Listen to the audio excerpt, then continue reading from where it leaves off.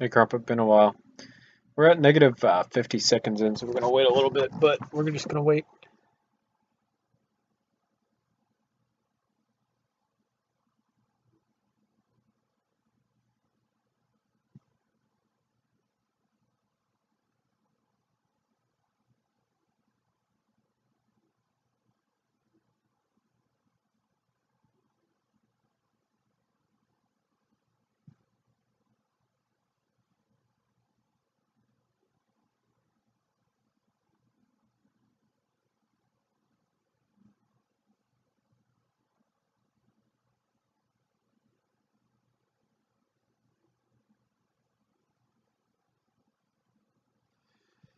So we gotta find out. We're at 0 seconds. Got another minute to go.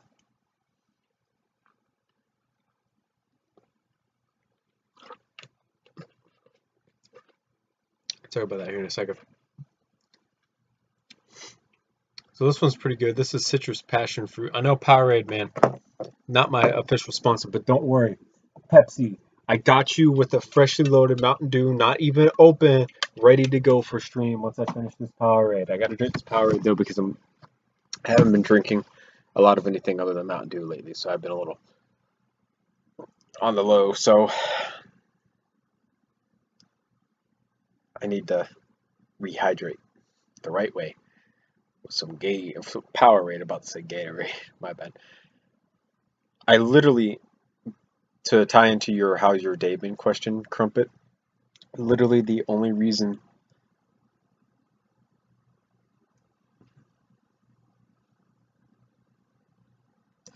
I want to stream is because of a story that literally just happened to me, right? Like I've been slowly working on the HVK-30 stock and whatnot. And then my dad came in and was like, "Oh, hey, can you go help me work on the boat a little bit?" So for those of you who don't know, I live on a lake. I have my own boat with my dad. My dad owns the boat. I have a boat. The possessive is not possessive, but it's the family's, so it's still possessive. A little confusing, sorry. But basically, right, so we went out to go work on the boat to put the seats back together because we're redoing all the seats so that they're just nice and redone. So we're out there working in the boat, and our neighbor comes out. And our neighbor is this kind of middle-aged, chubby, gay, rich guy. And I'm not saying he's gay because he's like offensive, but gay because he's actually gay. So he comes out and he's got his little he's got a bitch with him. I'm sorry, but this is like the one way I could say this. He's got a straight bitch with him. Like, snap my finger, suck my dick type bitch, but he's gay, so she's not going to get any of his dick. So our neighbor, in an attempt to help my dad out, because my dad is single since my mom divorced him, was like, "Oh, hey Lee, watch this," my dad's name. And then like the bitch like flashed my dad and was like all over her tits for my dad. And then my dad was like, "Nah, I'm not really into that." It was one of those awkward moments where you like really don't know how to tell someone.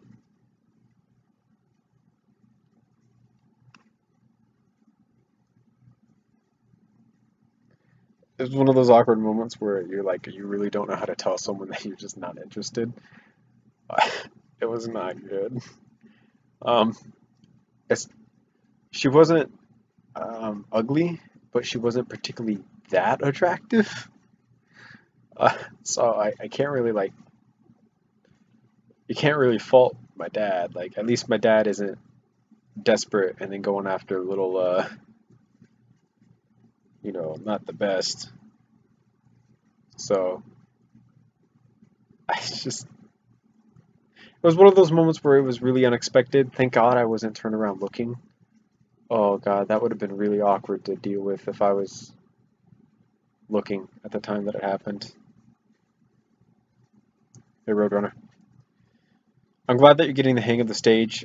Stage is still, again, one of my favorite songs by them. I branched out a little bit, found a couple different new bands since the last time I listened to Avenged Sevenfold. In particular, Highly Suspect. I've been listening to a lot of Highly Suspect stuff recently. Fuck Me Up. Sorry for the French, but that's literally the name of the song. Lydia, Lydia. Um, My Name is Human, Serotonia, a whole bunch of their songs. It just kind of melded pretty well with me.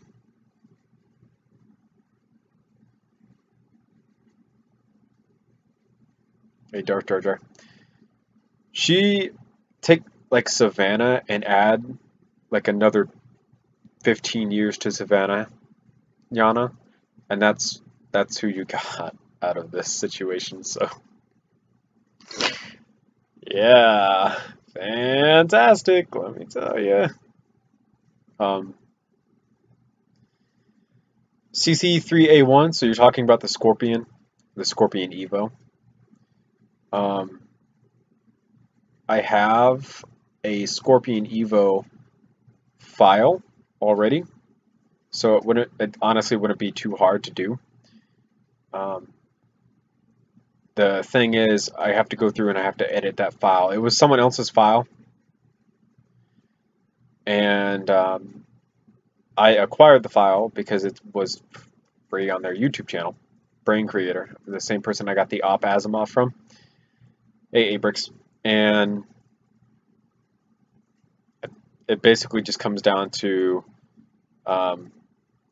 me looking at it and determining what I want to do with it to quote unquote make it better. Is what that. So I'll get around to doing it eventually. It's just a lot of work. It is easier for me to create something from scratch than it is for me to go through and modify something.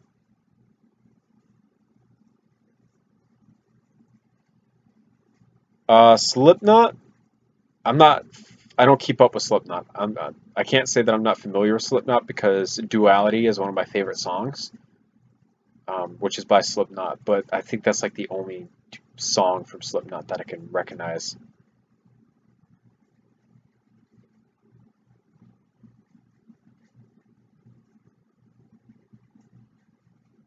Well, that's the Scorpion that I have for instructions to use. I just have to go through and edit the Scorpion so that it looks better. Basically, I mean, there's really nothing much to it other than that. I don't like avocados. Most green things to me I don't like. So wasabi, for instance, I hate wasabi. Wasabi is disgusting on so many different levels. Avocados, same. I just can't stand avocado.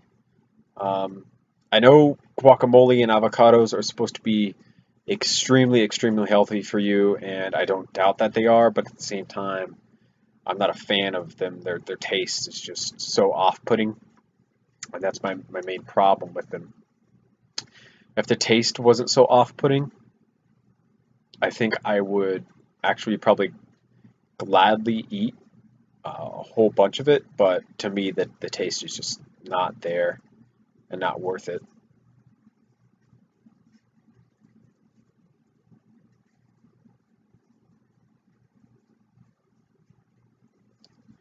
Yeah, I don't know either of those songs, so I can't speak to either of those.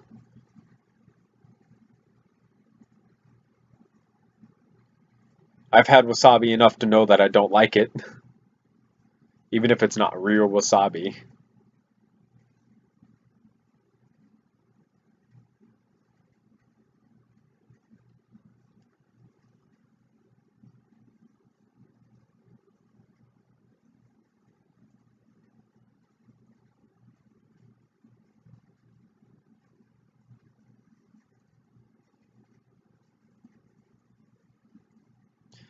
So I'm gonna actually flip part of this upside down to get something going on in here that I need to get going on.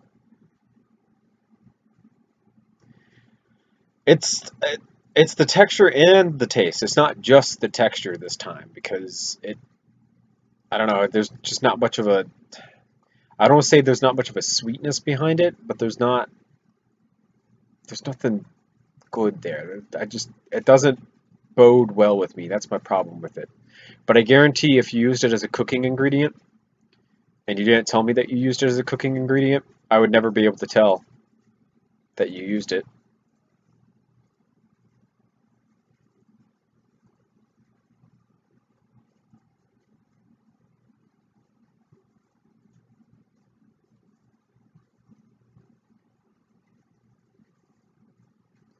Basically what I'm doing is doing that so that I can then post these cheese wedges right here and right here.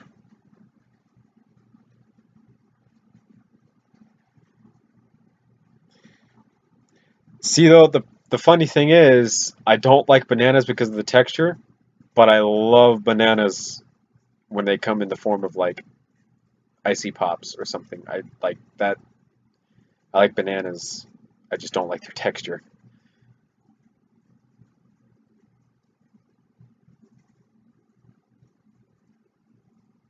So yes.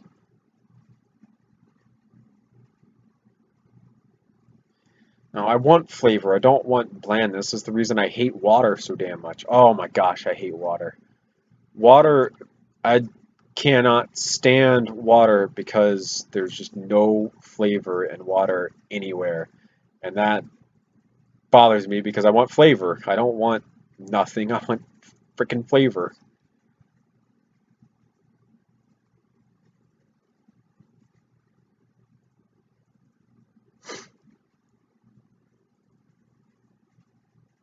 That's why flavored water is like one of my favorite things. Flavored water is just really expensive. It's the one thing I don't like about flavored water. Make a damn killing off of it too. It's overpriced.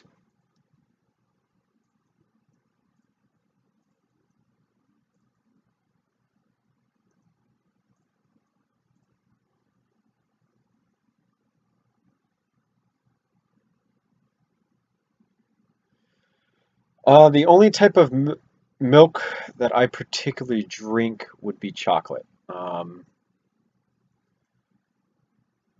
just I don't like the taste of white milk alone. If I'm having cereal, I will devour white milk um, like no one's business. If I'm having just milk in a glass, it's got to be chocolate. Strawberry's fine. I can down strawberry, no problem. If not strawberry or chocolate, vanilla milk, perfectly good with me.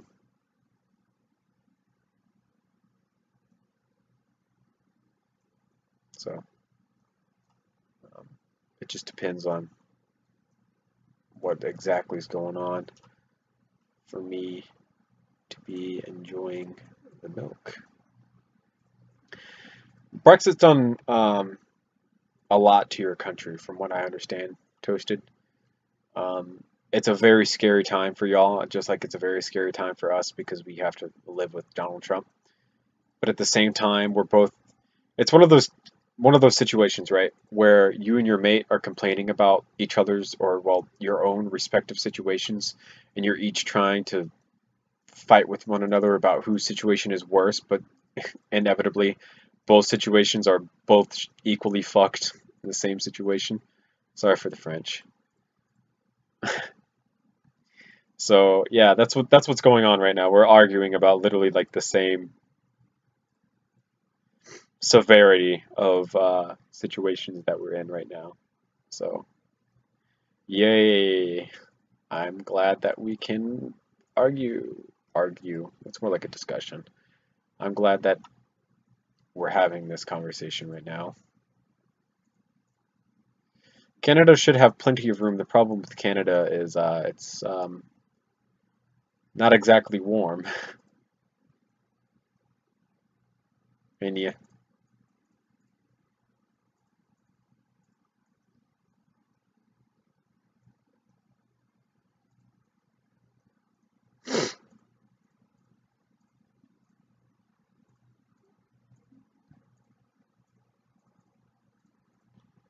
I will drink water if there's nothing else to drink. And sometimes I will force myself to have a bottle of water just because I understand that my diet is like incredibly unhealthy. But I can't drink water day in, day out. It doesn't work with me. Bear with me, Crumpet, because I'm not entirely educated on your situation. My education so far comes from John Oliver, and we all know that John Oliver is not exactly the most trusted. Well, I shouldn't say the most trusted. Isn't exactly the most trustworthy of news sources. He obviously has an agenda. You just have to see if that agenda is to be good or bad. Basically, you have to vet which agenda he's on. Is he trying to take over the world in a new form of new world order, or is he actually trying to restore peace and solidarity? It's just, you know, how it is. So, yeah,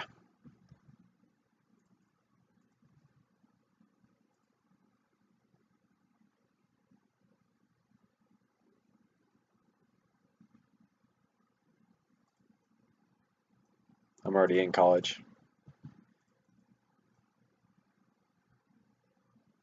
Ah, I see, I see, I see. Gotcha, mate.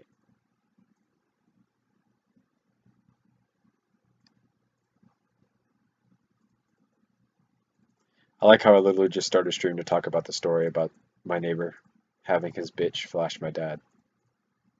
It was literally the only reason I started a stream.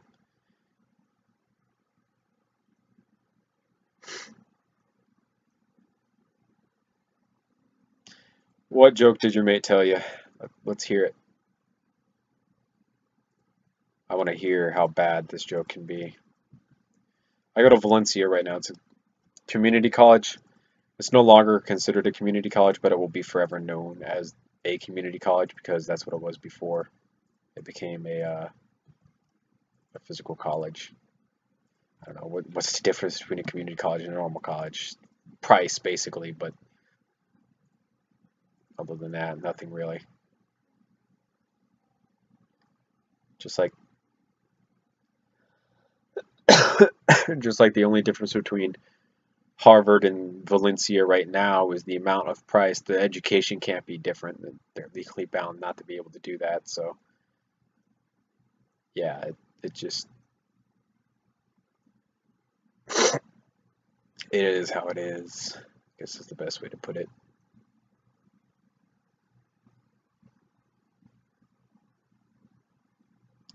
Damn, that's savage as fuck.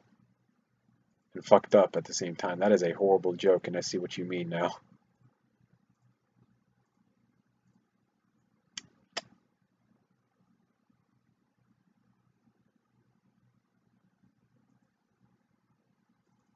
MIT. What are you gonna study for, Jar Jar? Obviously, it's MIT, but what are you gonna study for? Just because you're going to MIT doesn't mean you have to follow an MIT schedule, so or what they tell you to do. So, what are you gonna study for? Tell me. Tell me now.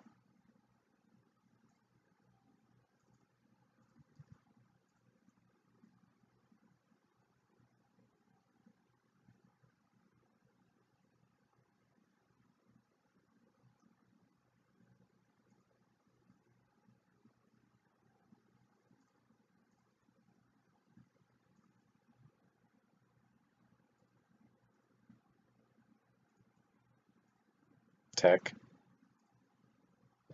What kind of tech? Just okay, you're not really sure. Okay.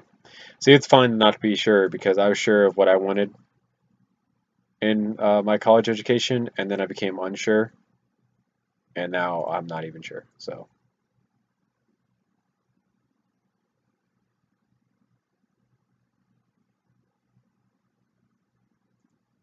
I got you. I understand. 2, 3, 1, 2. I understand that you just left high school because, you know, that's how most people are. But someone is over here making horrible jokes left and right.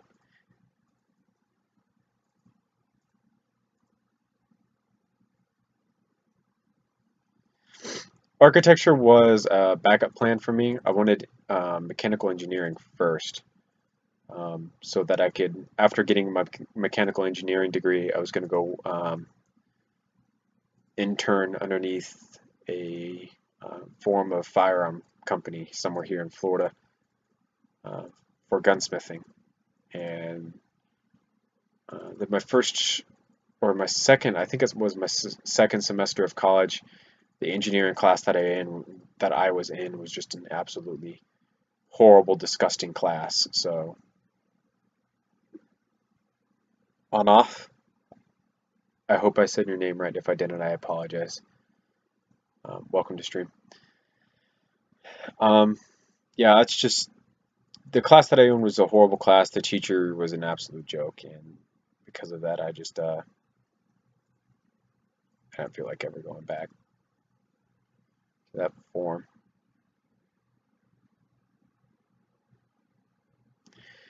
Astronaut would be fun to do. I think I'm too scared to be an astronaut because there's a lot to be scared about about being an astronaut. Obviously, there's so many Ridley Scott movies out there that being an astronaut is terrifying most of the time because you have to think about all the things that could go horribly, horribly wrong. Yeah. The human imagination is not a good thing for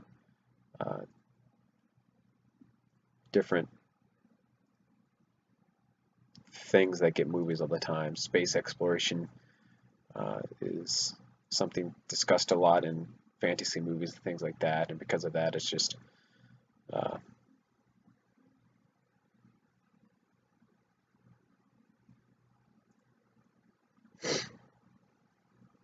you know, it can get scary to think about, oh, I want to be this, and then you see all the movies that come out and you get kind of this bad taste in your mouth about being that thing anymore because of all those bad movies.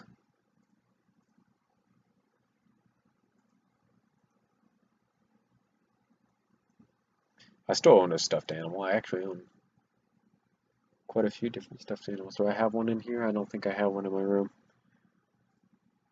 But I own quite a bit of stuffed animals, so no need to be ashamed of that.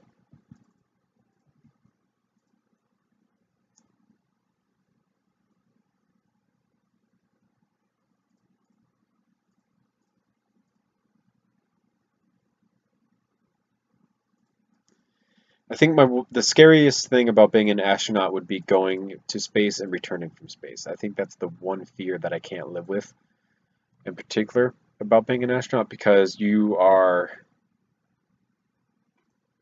literally strapped to an explosion the entire time you are going, and then you are literally strapped into a pod the entire time you are returning. And if the pod fails when it comes to heat shielding, you don't really have any last words because the communication is cut out.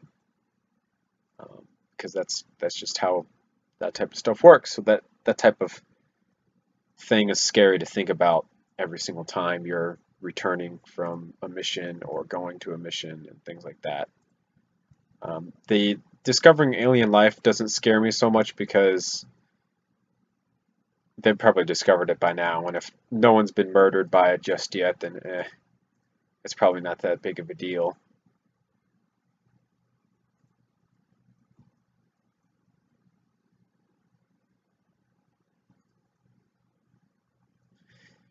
Black holes are terrifying to think about in concept, but I don't think that like actually coming across a black hole will be as terrifying as what you think it is.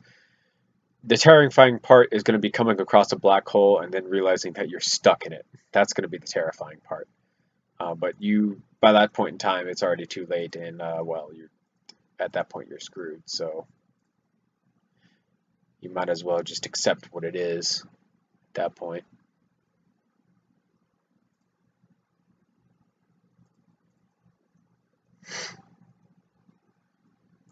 I don't know anything about gaming PCs. My PC is just a store-bought PC, so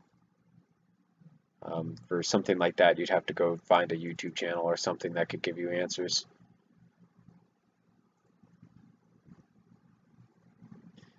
See, you say that they're light years away, and despite the fact that they could be light years away, you also have to think about all the theories that at the center of our own galaxy is theorized to be a giant ass black hole. Because there's got to be some form of gravity holding the entire Milky Way galaxy and rotating it around. So the only real thing that you could theorize is basically a big ass black hole, and it can't be a star, because if it was a star, it would emit a whole bunch of light. Like if it's that big of a star, then we should be able to see it consistently all the time. So because we can't see it consistently all the time, it can't be that big of a star. So it has to be something dark. It can't be emitting its own light, which means the most likely candidate would be a black hole.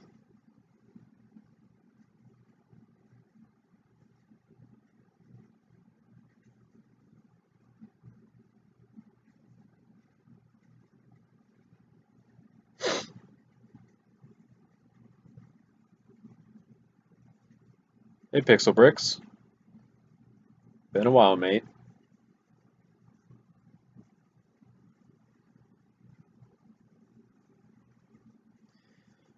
It depends. There's different stages of a star.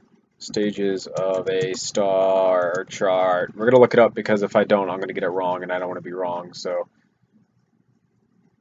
here we go.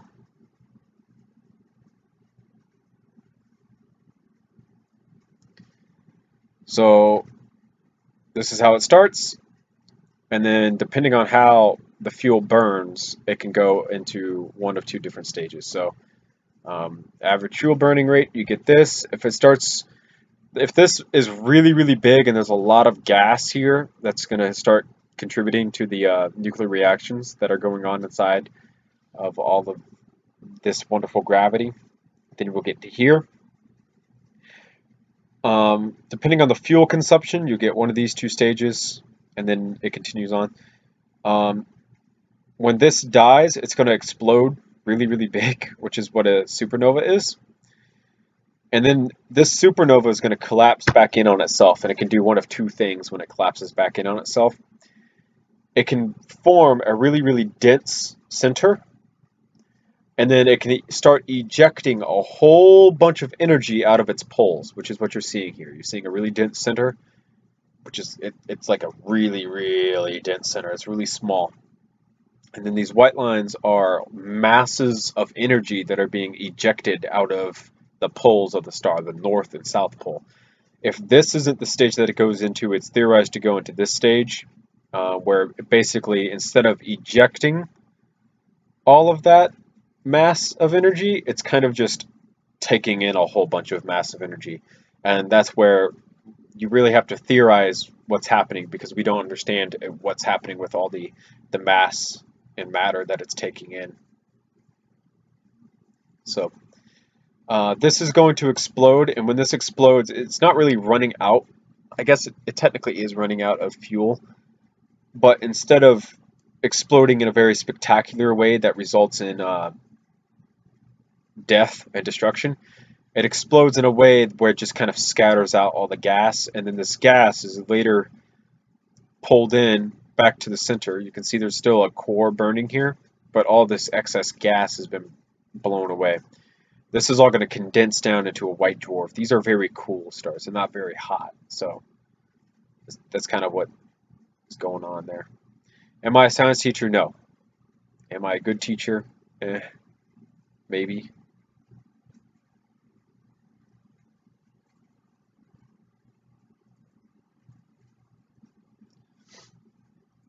Stars are just interesting, because the more you know about stars, the more you tend to know about what's going on around you. And it's also nice to know about what's going on around you, because our sun is a star, and the day that it dies is the day that we're fucked. So learning about it as soon as possible can alleviate some of the stress, knowing that something so close is going to eventually die one day, and it's going to die in a way that could possibly destroy us.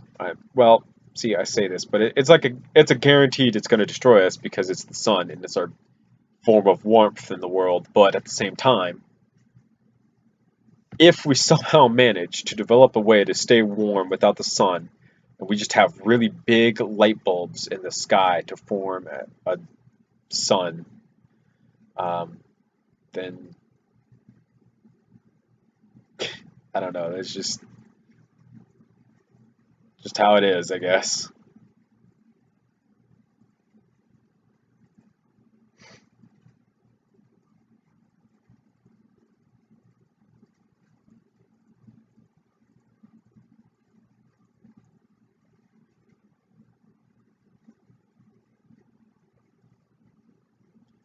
There should be other people here. It might be infatuated with stars at this point in time. I used to be really infatuated with stars too. I still have star chart books and whatnot of constellations and things like that, and then where they're supposed to be at certain points in time in the sky on certain seasons and things like that. Constellation books are really interesting things to take a look at. It makes it easier than having to go out every single... What the hell? Makes it easier than going out every single night trying to look for a constellation that you may not even know shouldn't be there at this point in time. So, no, this is the HVK-30 from Black Ops 3. Y'all can't see what I'm building because it's on my screen because I own Black Ops 3. So I've got the game open and I just got the Xbox One controller beside me. Using it to kind of go around and view the 3D model instead of using 2D images. There's a 3D model that you could use on the game. So I'm using the 3D model. What is this? Okay, so this is just with the camouflage. I thought this had a different front end on it. Someone's using a lot of power in this house right now. And I don't know who. Because the lights keep dimming.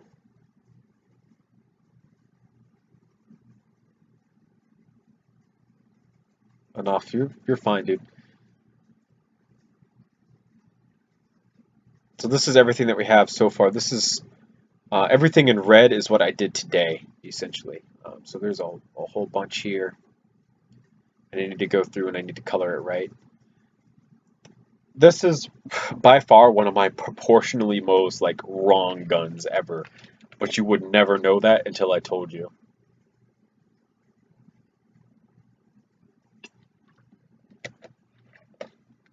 But if you like take a look at the in-game model, take everything that I have and like slam it all together really, really small, and that's how the gun is actually supposed to look. It looks really, really good now, and then if I told you that it was unproportional, you'd be like, what are you talking about? But the second I say it, then you start realizing it. See, dim light, keep dimming. You would understand exactly what I'm talking about. So now then, the hard part is coming through and coloring all of this the proper colors.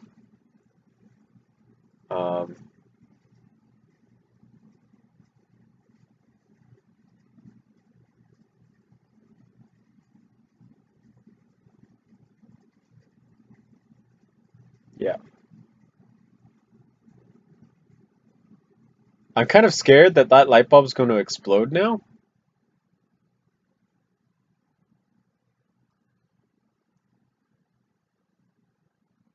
Like really scared? Okay, I think it went out.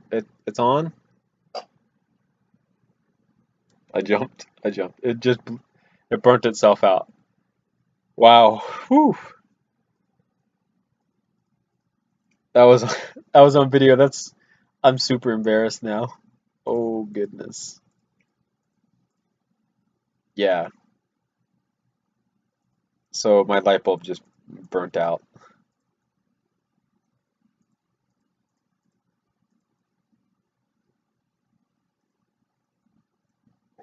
Well, this is awkward.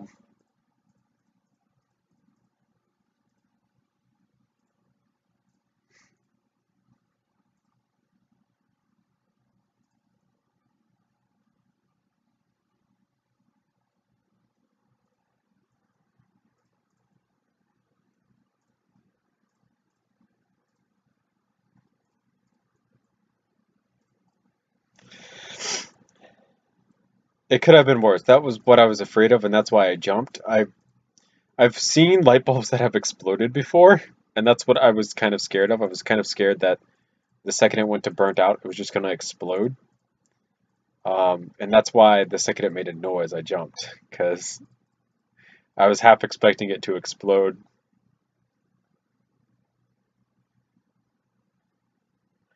If you've ever seen one of the Paranormal Activity movies, that's almost kind of what I was expecting, where it just kind of like the light bulb would just like randomly explode in a scene. I forget which movie it was, but there was like one movie where it just like they were in the kitchen talking or something like that, and then it just exploded. Oh yeah, Paranormal Activity, man. As a movie, I can never get into Paranormal Activity because it was a really dumb concept. It's one of those movies where it's like found footage and it's supposed to be like really, really cheap to make and easy to make a crap ton of money off of it because you never really put too much in terms of production into it because you don't really have to. It's found footage. You really don't have to edit much of it together. You just kind of use the cameras to your advantage and then leave it at that. Well, of course, um, it kind of the problem that I had with Paranormal Activity is that it was so dumb at times, and then other times it relied too much on jump scares. Jump scares is what I don't want to scare me. I don't want jump scares to scare me. What I want is like actual fear, like the fear that the ghost can take your arms and like wrap them around your back and then like break your back like that. That's scary. That to me is worth being scared over, right?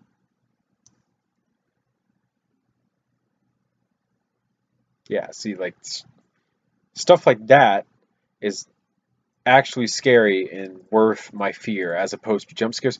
Jump scares to me are the lowest form of scaring someone. See you later, dear.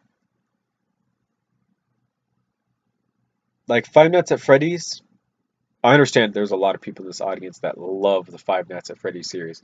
I can appreciate the Five Nights at Freddy's series from a lore perspective because it's a very interesting universe to talk about. But at the same time, I can absolutely despise the Five Nights at Freddy's series because it relies entirely on jump scares. And to me, like, what's the point? Um, right? Really, what's the point? It's just, there is no point. It's all jump scares. Why would you rely entirely on jump scares to scare someone? You should be trying something more difficult than just jump scares. Try something about actually the animatronics. Like the animatronics are themselves can be plenty scary depending on how you dress them up, I guess is the way to say it, depending on how you model them in game. Um, Exposed teeth, scary faces, clowns in their own right are absolutely terrifying, but they're clowns and they're just people wearing makeup and stuff, right? That's a form of scary that I don't think you could ever try to achieve and accomplish to the same degree as you could simply using jump scares. Jump scares shouldn't be your end all be all of scary. Jump scares themselves aren't that scary. They're literally called jump scares because the only reason you're scared is because you're jumping. There's just this unexpected noise, there's this unexpected sight, the unexpected person suddenly there, and just because they're suddenly there, you get scared. Which is why I don't like jump scares. Jump scares aren't scary. They're just annoying all the time. Jump scare. Oh man, don't even get me started. Gosh, they are beyond annoying. You ever have someone who just does it over the top, like all the time? All the time, just wants to do jump scare after jump scare after jump scare. You just be walking around your house and then out of nowhere, he jumps out from behind a door just scares you. That's just annoying. There's nothing scary about it. Leave me the hell alone. It's just, yeah. Part of me, by the way, I'm still. I don't think I'm sick. I think it's just allergies at this point. So kind of pardon the raspy voice, I guess, is the best way to describe it. I'm not particularly in the best of health.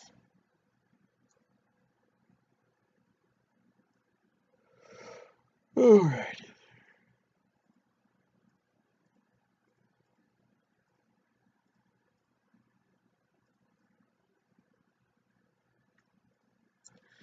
It's a damn shame that this model is not going to render the way that I want it to.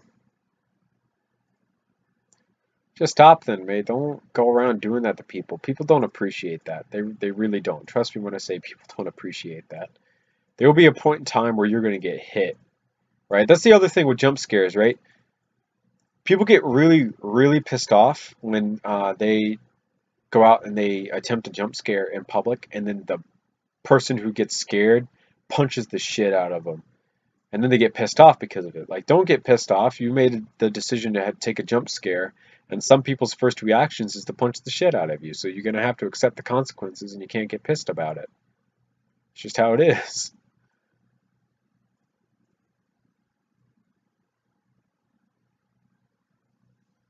So your sister's sounding like a little. See, this is what I'm saying, right?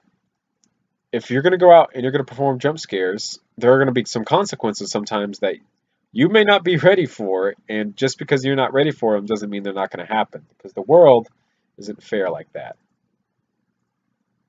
Jump scares are just the lowest of the low, and they have no place in this world at all.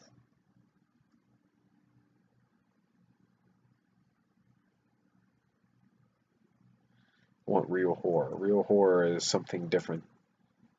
Real horror could be anything from a psychological thing to a mental thing. Psychological horrors are sometimes the best horrors. Think of Psycho-Pass. Psycho-Pass is a great horror series, but it's not a horror series. It's about a society in the future that's labeled as a utopia, but in all actuality is a dystopia. That's what makes Psycho-Pass so great, and that's what I like about Psycho-Pass.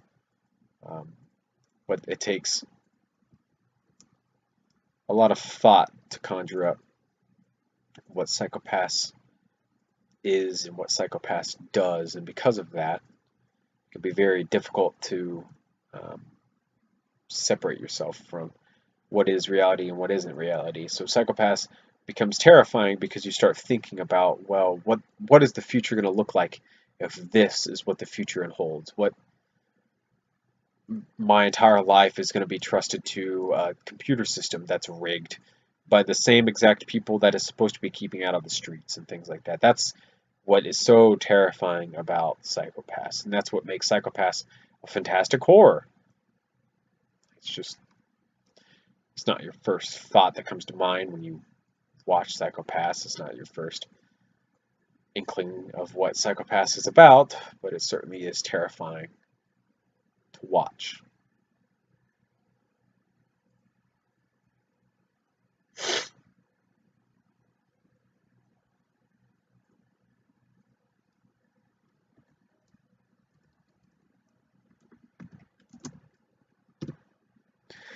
So that's all of the stock done now, along with the bottom of the handguard. Basically, there's a lot of different parts that came into this model. By a lot, I mean a lot, because wow, is there a ton. Come through and just edit this up a little bit.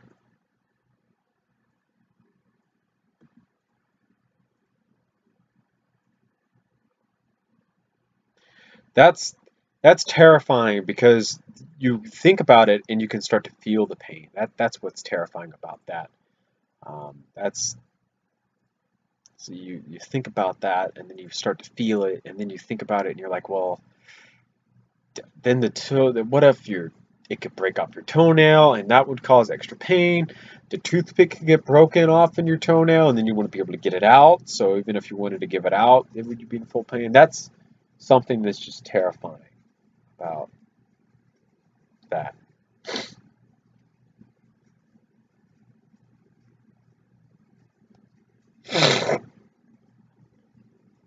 All right, so now we're on to other things, and by other things I mean basically just the front end of the gun. Now then, the front end of a gun is a little complex for the HVK-30, primarily because there's a mechanism for the HVK-30 that I don't know how to do. I honestly don't. The way that I was going to do it isn't going to work.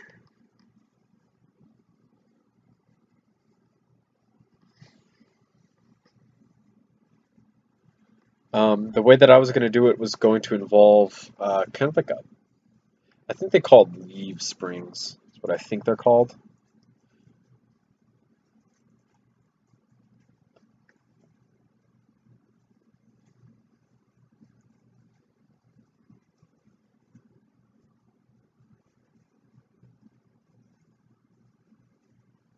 Yeah, I would be too, to be honest.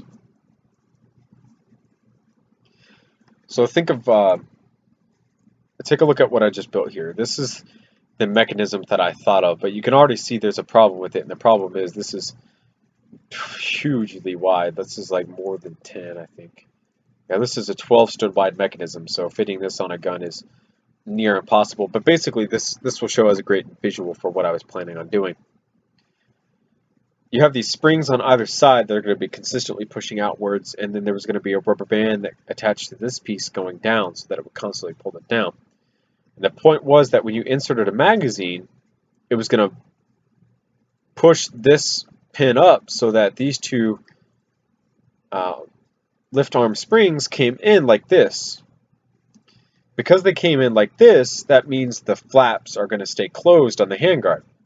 But the second you remove the magazine from this section here, these springs are going to be going down because the rubber band is going to be pulling them down. The rubber band is going to be attached here and then a point down here.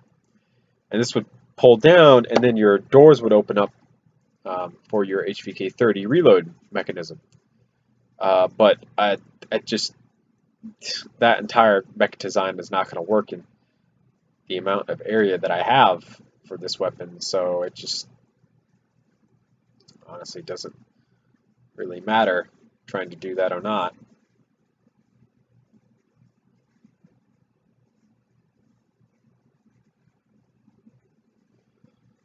So yeah.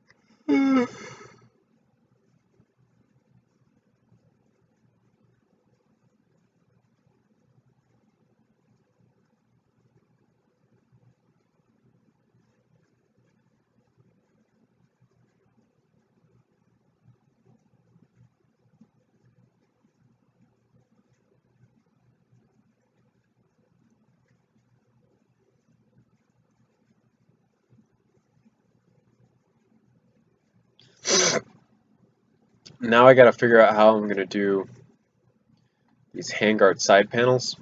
I had an idea of how I was going to do it. Basically going to use these, but I don't know if they're going to work the way that I need them to. Well, mate, that's why we've got streams where you can come in and hang out and not feel as lonely. Of course, that doesn't mean it's going to fix your loneliness, but you can feel not as lonely. You still get to talk to people and things like that. So, basically, the holes in the handguard are going to be incredibly difficult to do. It comes down to that. So, I gotta figure out how to do those and figure out how to do them well. Um,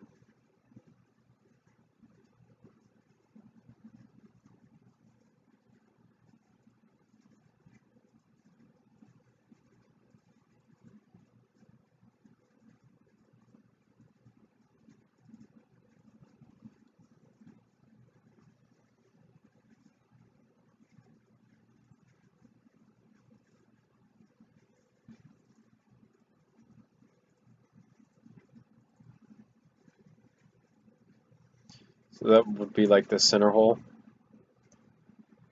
and then this top hole.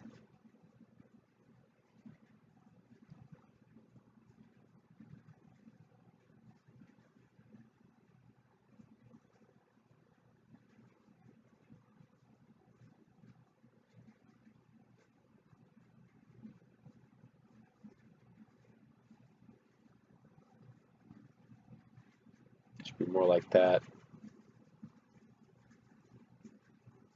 So let's delete this. So we got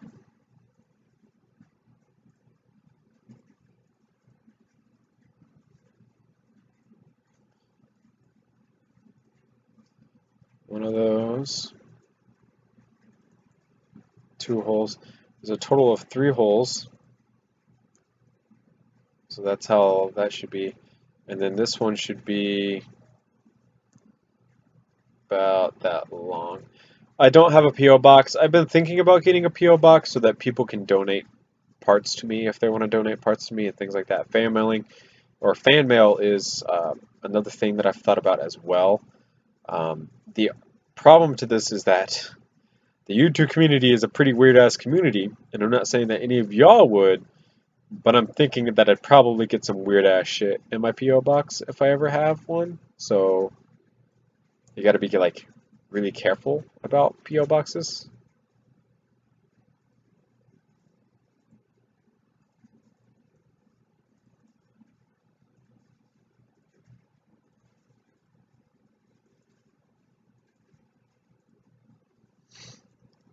That's how that's gonna go.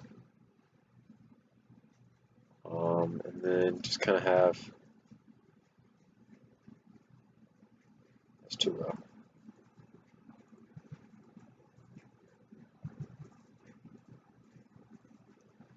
These right here.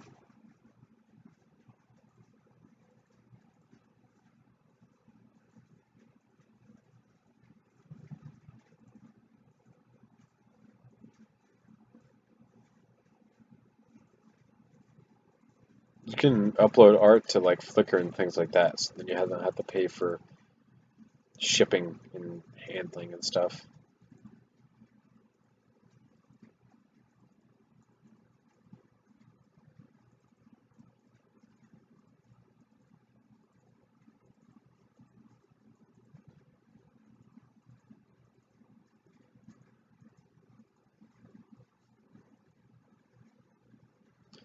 So that's like one of the panels. It's really long.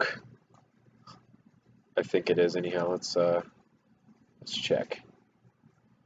Should be just a little bit longer than the magwell. Okay, so I guess that's exactly where it should be, to be honest. But that's only like a 4 section of it. There needs to be more than that, and it's got to be a lot more complicated. The next section after this just has to be 1, 2, 2 only. Thinking about using these.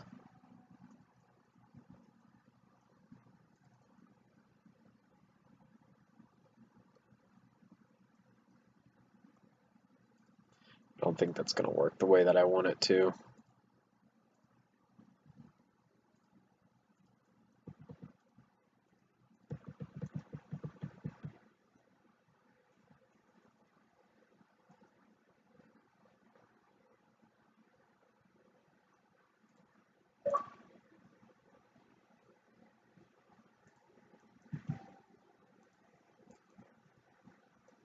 Yeah, that's not going to work the way I want it to because these holes aren't as big as what they should be.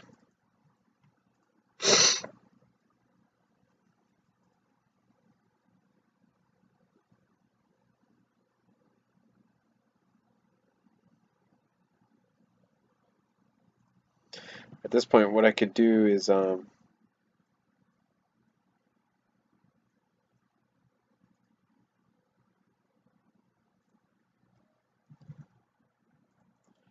kind of try something like this. That sticks out too far. Get rid of that, get rid of that, replace it with this.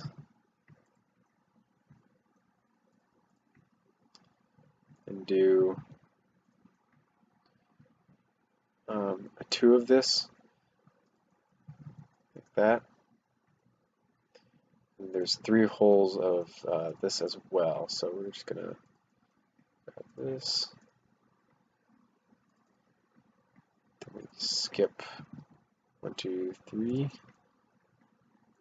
So.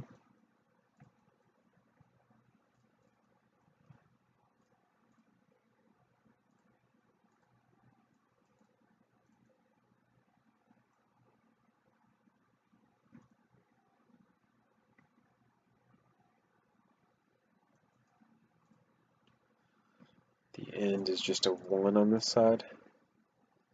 Ooh, that sucks. That sucks a lot right there. Yeah. What do you mean tips for stalks? Hope you're not asking about tips for stalking.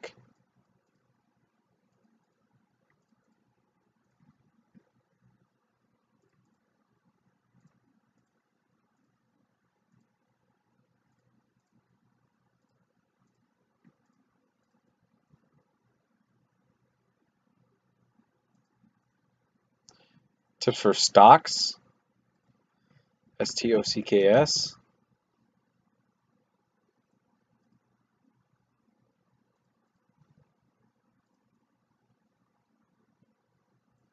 It just barely worked out the way that I needed it to. Just barely.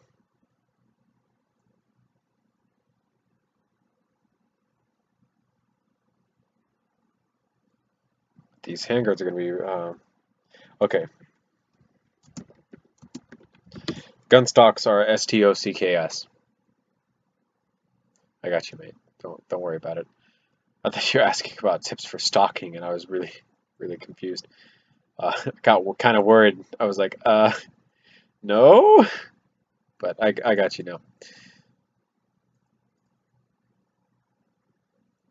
now. Tips for them.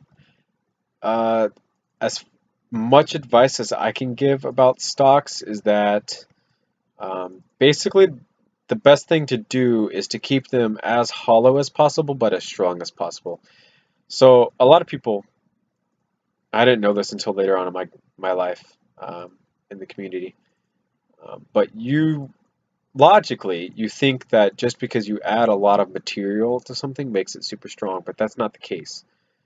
Because that material, you're also adding a whole bunch of weight behind it. So if you really want something to be strong, you have to kind of balance between weight and then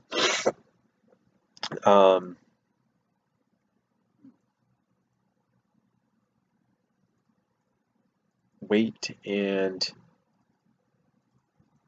strength. So Technic is definitely one of your best friends doing stocks because you can make things super stable with Technic without having to completely ruin the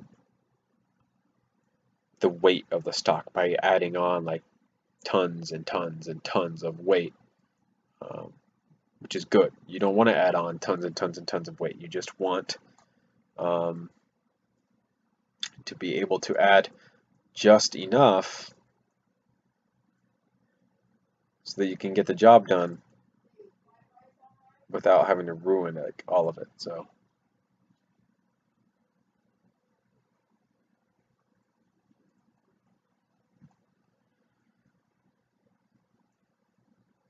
at this point we just kind of have to figure out how to mount this correctly somehow. I think the best way to do it is to kind of bring it in to a total of 4 studs. And then basically just see how that looks on the gun. So we've got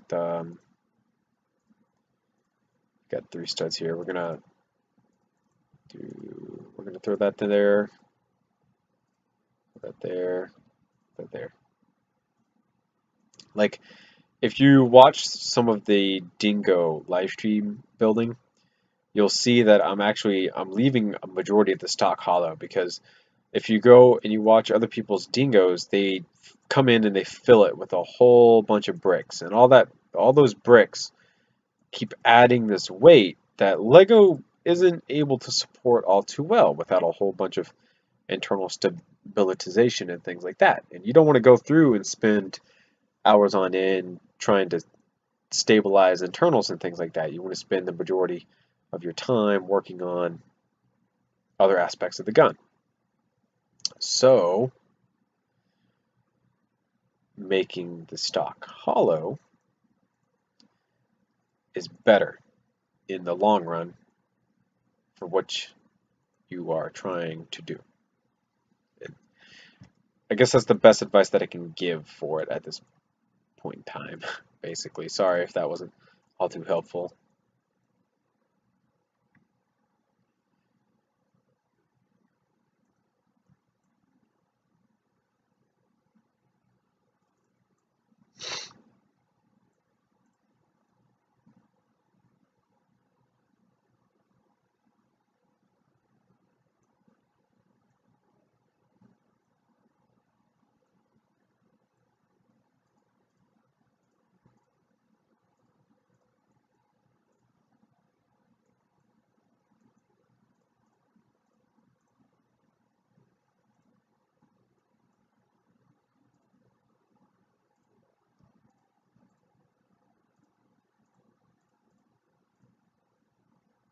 Okay, I'm glad that I was able to get some form of message out behind that.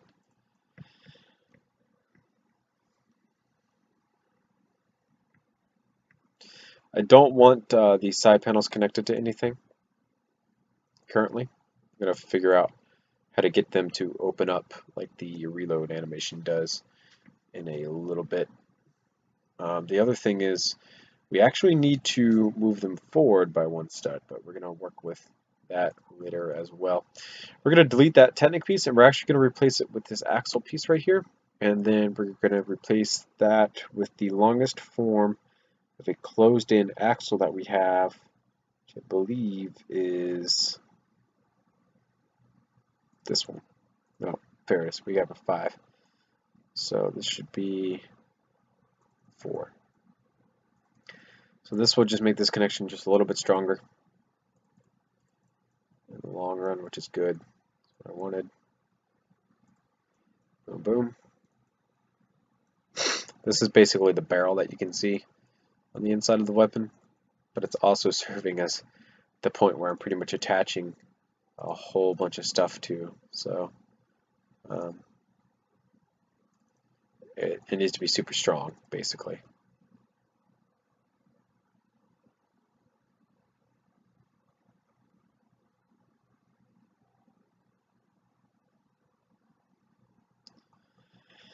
Alright, so let's go ahead and we'll just, I guess we'll play around with how this is going to attach to something that needs to open up. So Technic is how we're going to open it up. We should do one of these.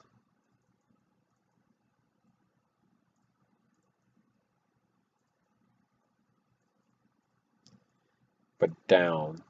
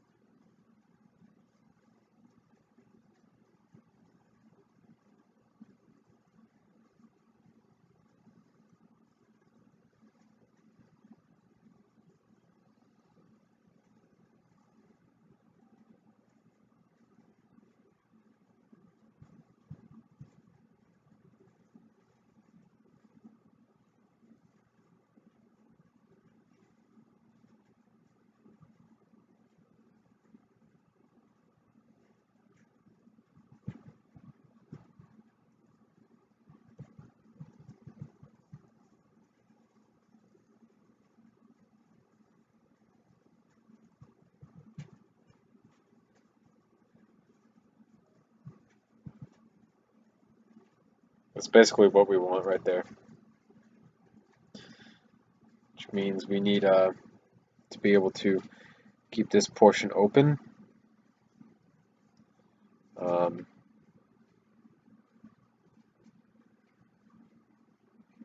Yeah. Which is kind of difficult to do.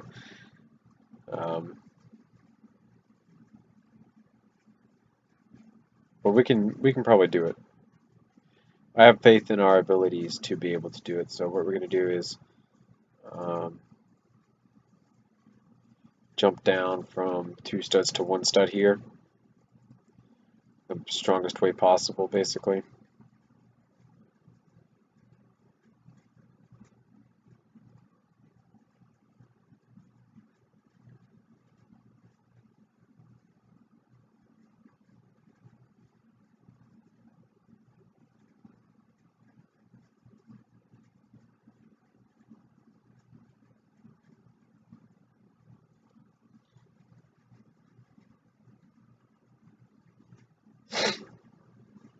And then we'll take this,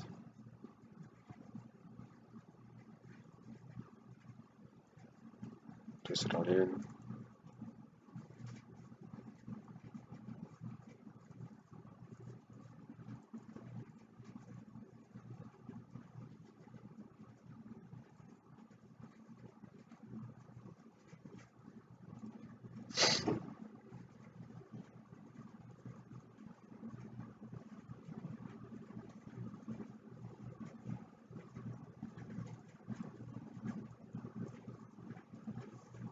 Hey artist, welcome to the stream. We're finally back on that HVK-30 grind. Been a while since we worked on this weapon. Gotten quite a bit done actually. The only thing I am so far unsatisfied with is actually the lack of a mechanism that they use for reloading. But other than that, we're doing pretty good.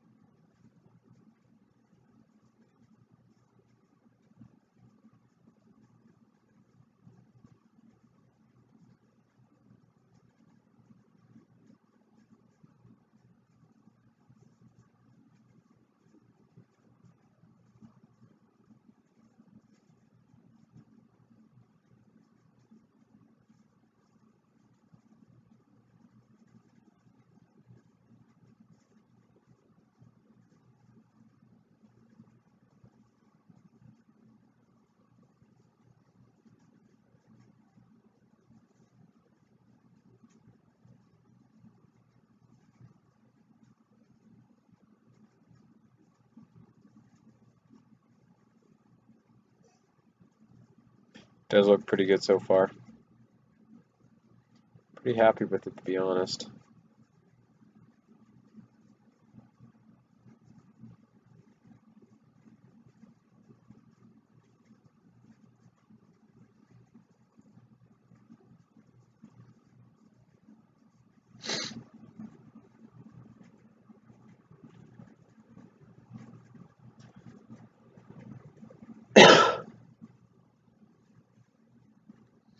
It's one of the cooler looking weapons from the game. Though there are some pretty cool guns in the game, so it doesn't mean that this is obviously the best one.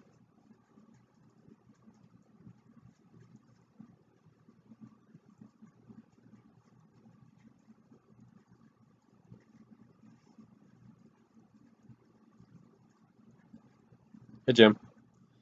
I think my favorite in total from the game in terms of overall aesthetic is the Razorback. Because of how the Razorback looks, it just looks really, really cool. And the concept kind of harkens back to G11, the prototype assault rifle that H&K was developing.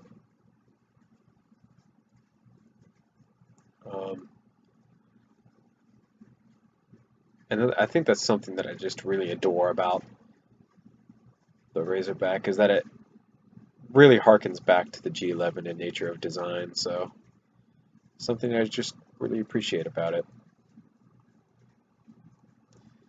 Um, Not really. I'm not really good at building pistols. Um,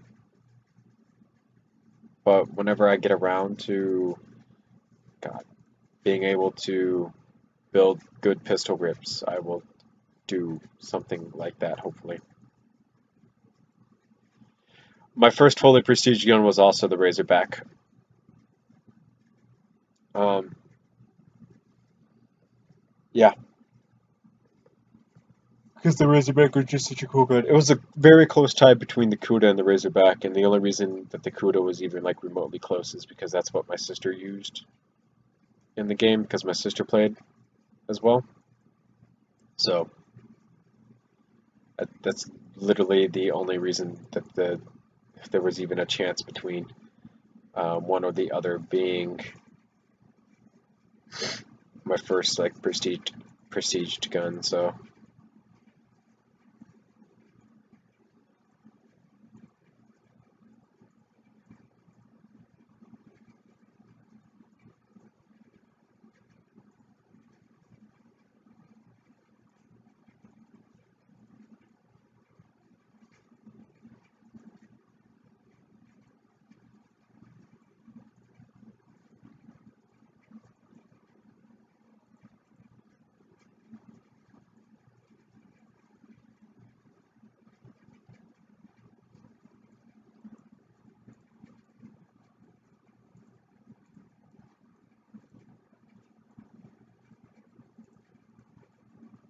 I've already done 3 different versions of the MP7. Not even, I've done 4 different versions of the MP7 if you want to get technical, because I've done the civilian version as well.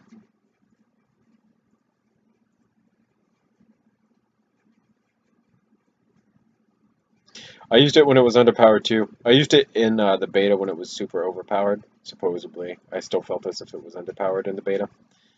Um, I used it in game when it was considered underpowered and underperforming. I used it just to use it because it was such a cool looking gun, such a unique design for a gun and things like that. I could just really appreciate it.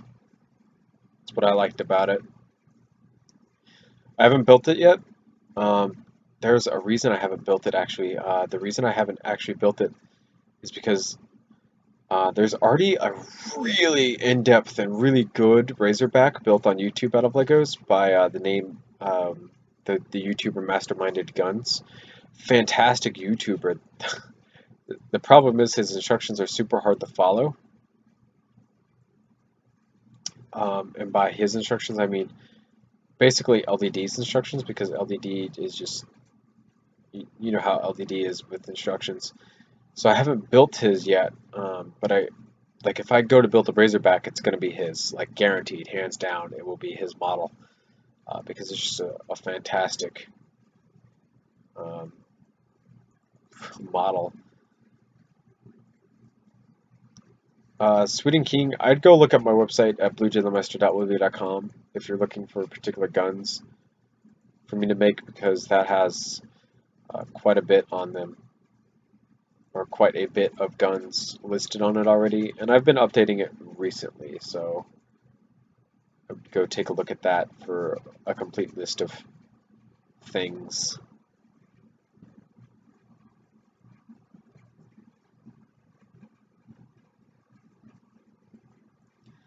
So the cool thing about having these upside down parts down here on this section is what I can do about the problems through here.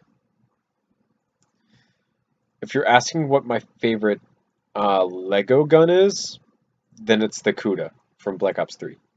Because my Cuda is just an absolutely tremendously good model. I don't want to make a Razorback that's my own, because that's a lot of work. The Razorback that I want to make is Masterminded Guns Razorback, and that's kind of like the really big thing. That's the Razorback that I want. His Razorback is a fantastic looking Razorback, and I think it would look really well. It's just kind of hard to follow his instructions because LED instructions are horrible. So yeah.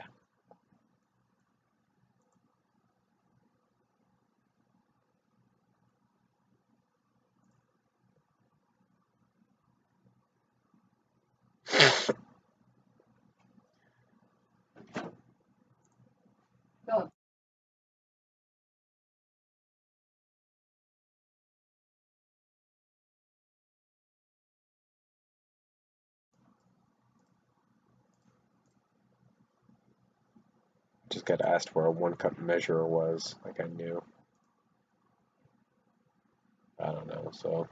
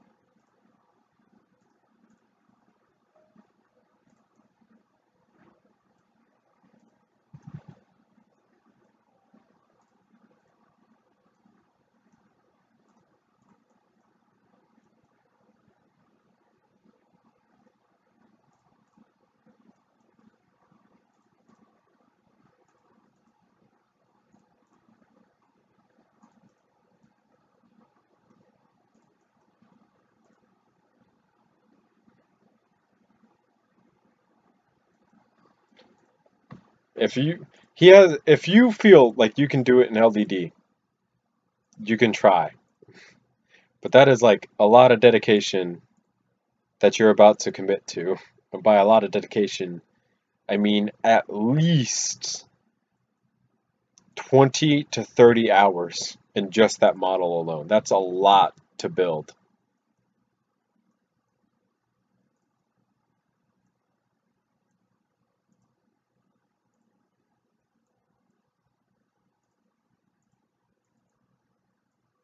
You have to sit there and juggle back and forth between the different models and things like that. Gotta hit play, then you gotta hit pause, and then you gotta make sure you follow the right steps. Sometimes you might be missing pieces. That is a lot to commit to. But if you feel like you're up to the challenge, by all means, do you. But that's a lot.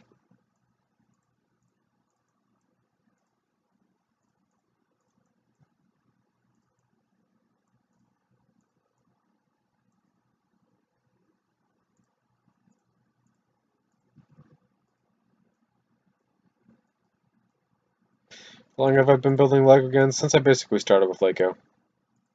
A long time.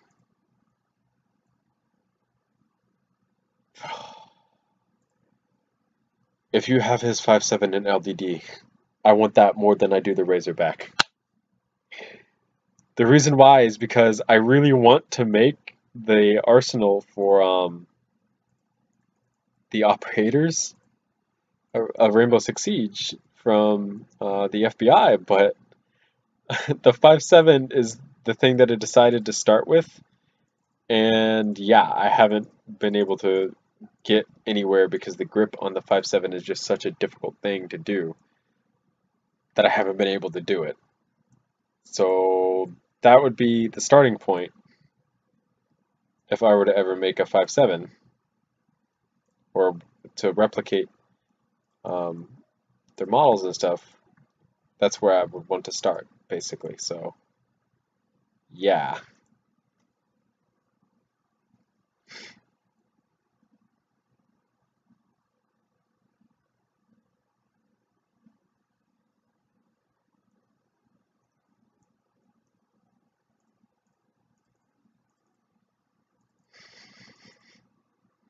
Someone's cooking, but it smells burnt, so I can't tell what it is. Kid you not, it just smells burnt. Could be rice, now that I think about it, but we'll see.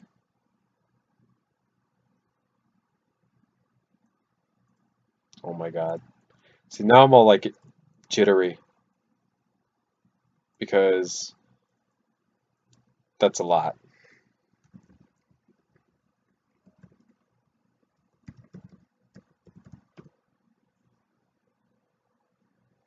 That's wrong. Don't trust that one.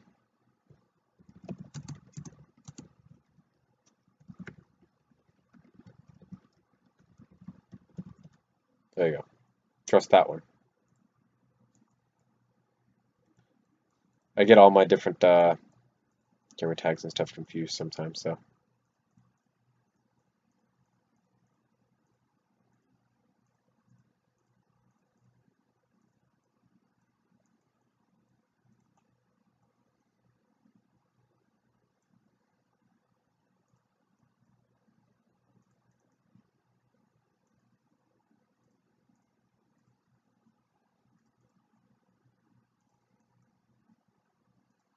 The problem with this model is that I probably really should come through and make a whole bunch of internal changes on this thing, because I bet that it's probably not up to where it should be in terms of internals. It's probably really weak in a whole bunch of different spots. This section alone up here probably needs the most work out of anything I've ever built.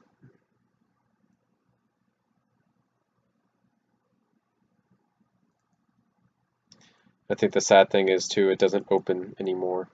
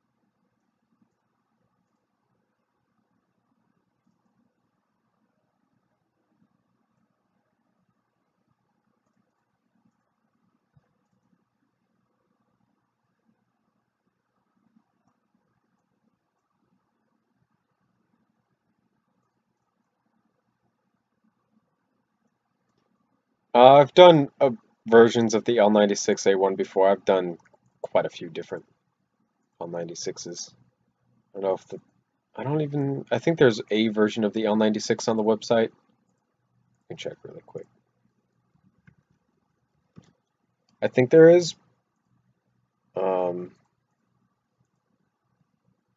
Yeah, there's gotta be. I think the tan version's on the website. Whenever it decides to load.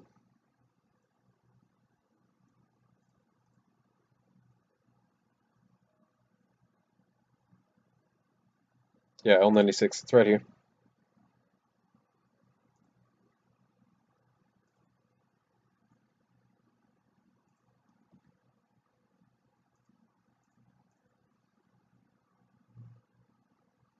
So it's on the website. And then the video should be down here at the bottom, which it is.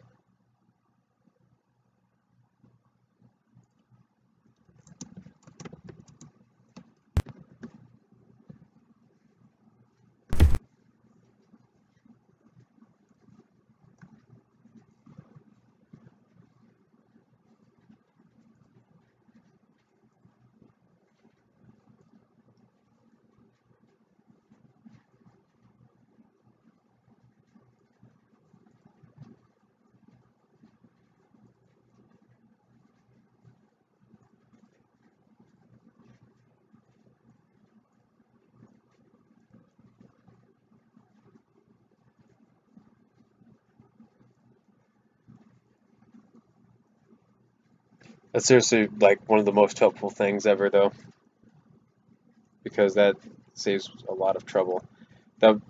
The one problem that I have with pistol grips is that I can't figure out how he keeps attaching them, the way that he keeps attaching them. And that's what's been like really screwing with me. Oh no, is the stream jittery? Oh, the stream is really jittery. Oh, damn it. Y'all can't really see what's going on with me then. That sucks. And that sucks a lot, and that's really upset me now. Oh, so basically what's happening is the stream output is really, really bad. And because of how bad it is, y'all aren't seeing what I'm seeing. Because what I'm seeing is like really, really smooth, crystal clear. And then what y'all are seeing is really, really disgusting and deplorable. So I'm going to have to already apologize. I'm super sorry, guys. But the stream output is like really, really bad.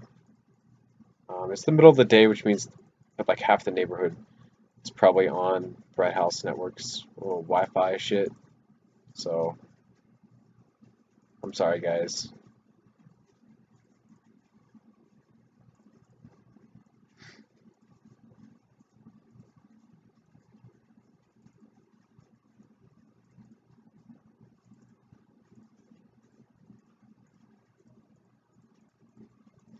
Even in playback, this is gonna look kind of like just a whole bunch of screenshots I could put together. It's not gonna be good.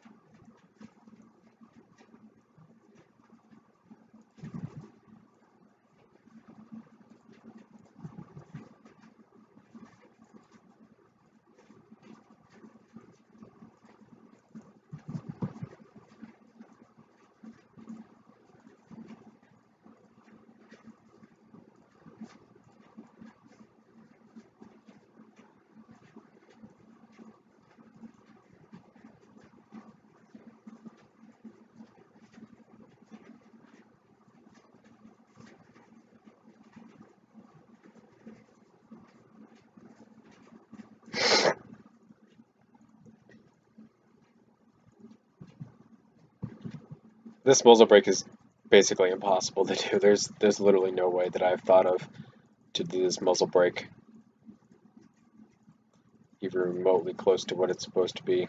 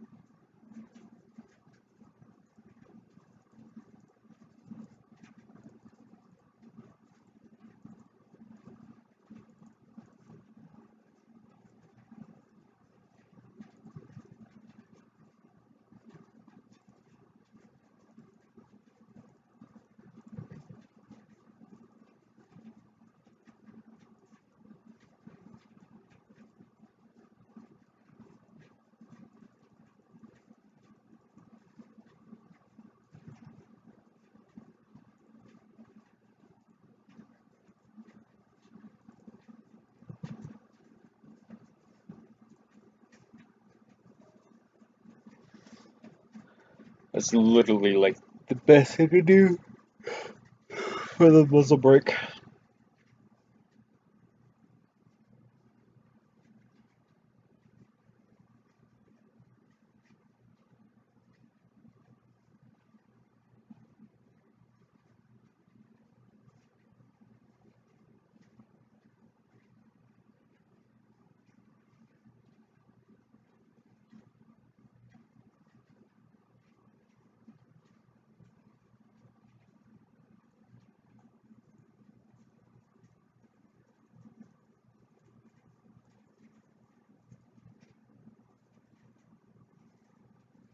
Yeah,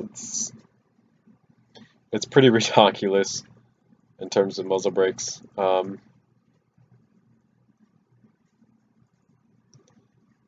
I think I can get the like overall shape of it down, but I think in real life, in order to get all those lines and grooves in it, I think you'd have to actually use a sticker for it.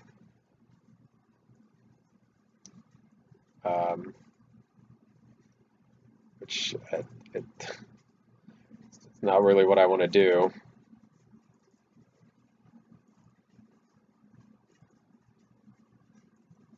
I just literally can't think of any other way to do it.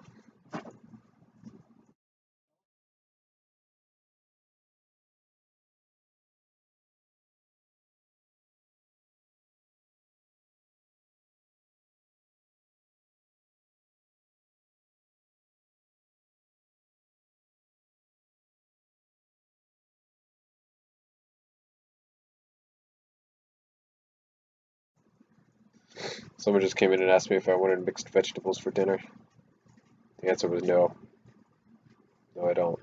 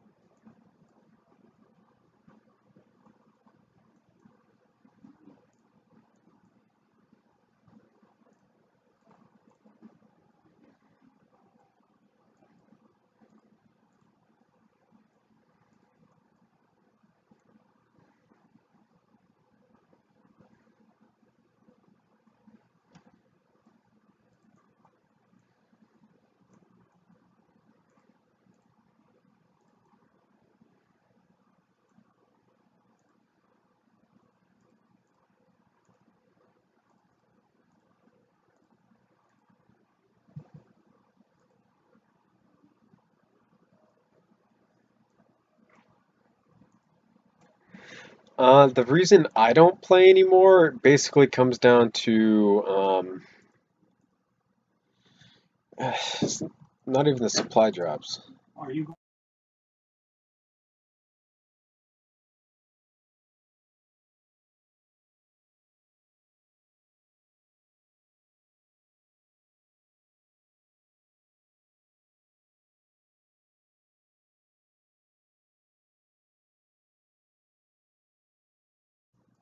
People keep asking me about dinner. Uh, Black Ops 3 problems come down to um, it just there's not a lot of people playing, so you're basically forced to play team deathmatch. Domination was my game mode because you got a lot more points, score streaks, things like that in Domination. Um, Supply drops, 30 keys is too damn much. They need to lower that, or they need to jack up the rate at which you gain keys. Because I still have like a whole. Okay, so we're back up to green, but it's still stuttering from the looks of it. First off, we're gonna get rid of my tab of the website because that's probably taking up a lot. Google Drive isn't gonna help, but we'll take a look at Google Drive because there's something on Google Drive that I want y'all to see.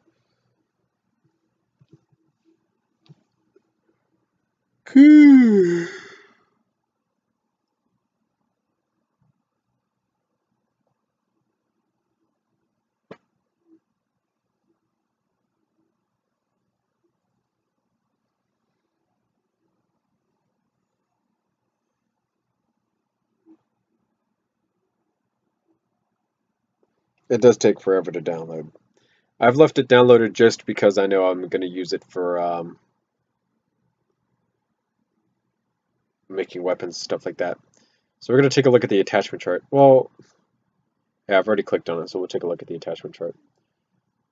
The reason I want to play Black Ops 3 still is because I want to unlock every attachment in game, and I'm not close to getting every attachment in game.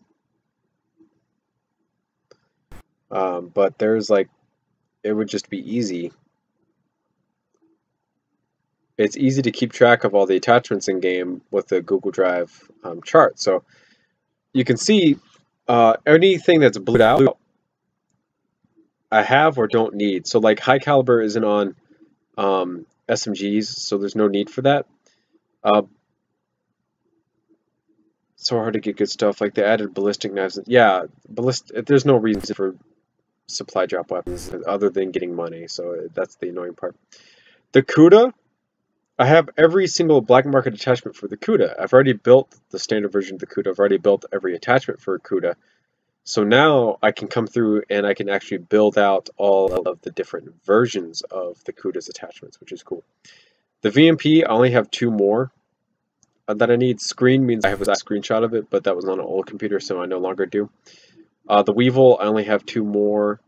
The Vesper, I have 3 more. The Pharaoh, I have way more. I've got just 1 more for the Razorback 54. I have all of them. 1 more for the KM44. I have all of the XR2s. I have all of the Shivas. I've got I've got a lot down. I have all the Arguses.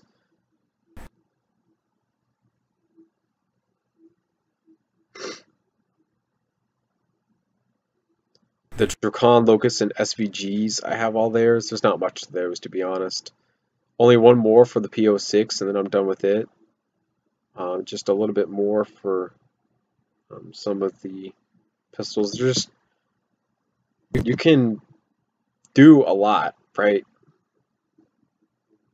I just, yeah, I want supply drops to be easier to get, basically, so that I can go through and I can stop having to consistently worry about, okay, well, I need this much keys to get all of this, or this much of that to get all that, things like that. It's just would be easier to not have to worry about stuff like that.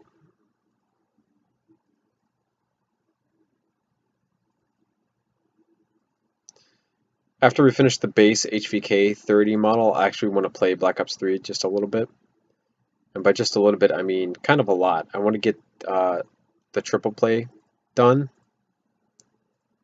and over with, so that I can get another supply drop weapon. But I gotta do that first. So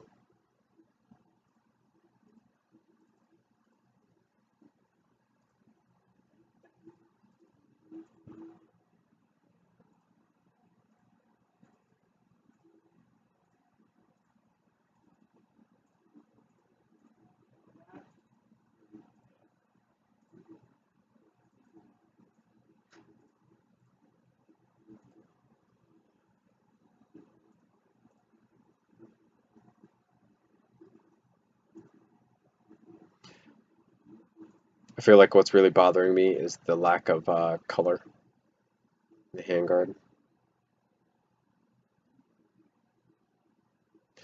Some of them make the Razorback look really cool, and then others make the Razorback look really dumb. So be careful which ones you want and which ones you don't want. Some of them good, some of them bad. So kind of, I think mixing and matching attachments is what really results in the best look most of the time with the majority of things.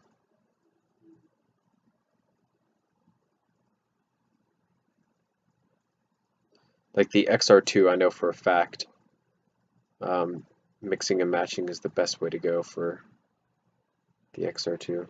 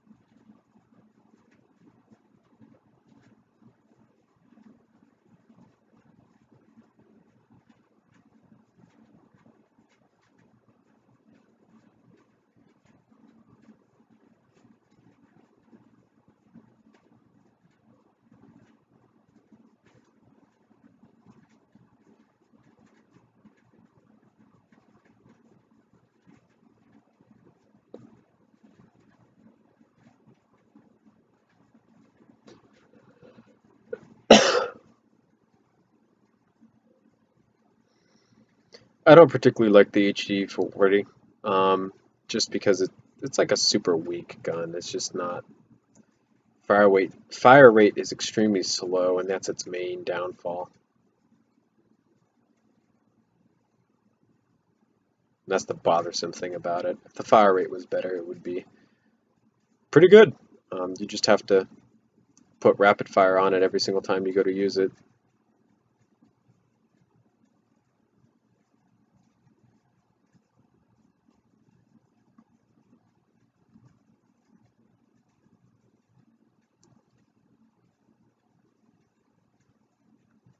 I love the look of the XR2 ones, and if I was to ever make the XR2 out of Legos, it'd literally just be because I wanted to do the attachments for it. That would literally be the only reason I would want to.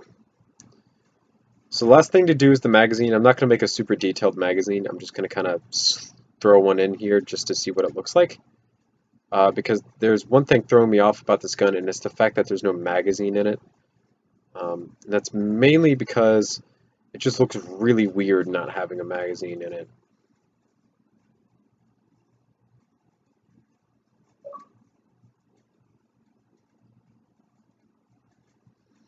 It almost smells like someone made popcorn but burnt the shit out of it. And that, oh god, I hate the smell of burnt popcorn.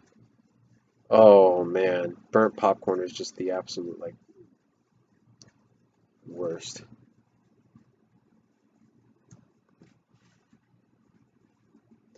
So this comes down.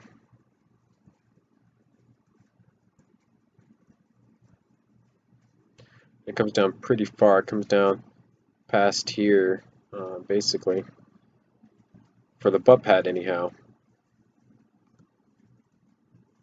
So that should come down to there, and then all the rest of it should go up.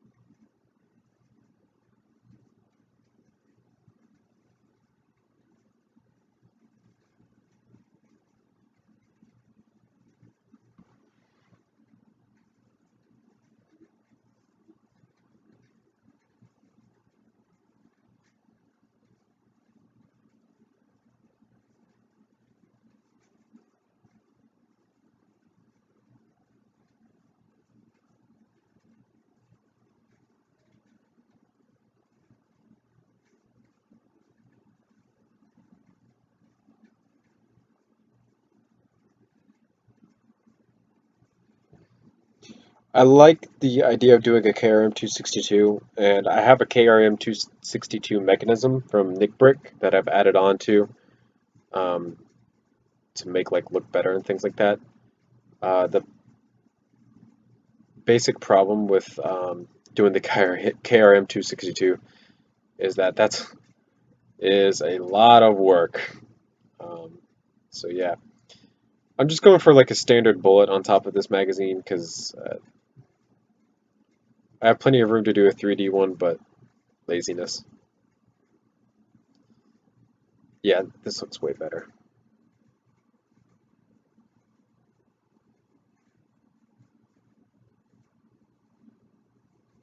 So I see that it's kind of loading a lot better now.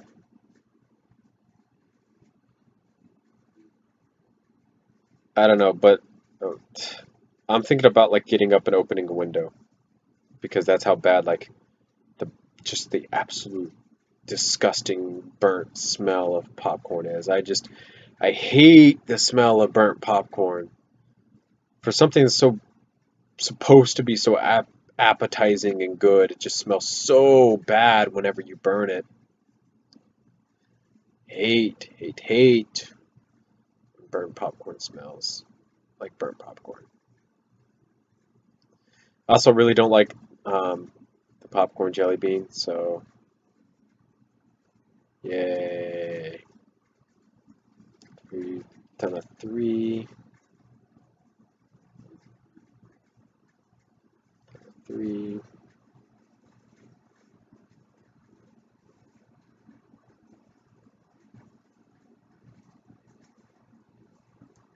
Come back 4. Come down 3.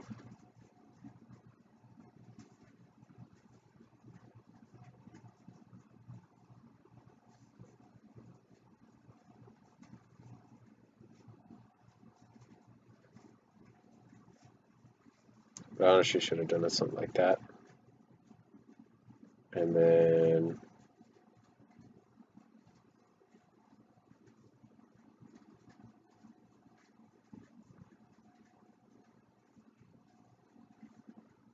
something like that.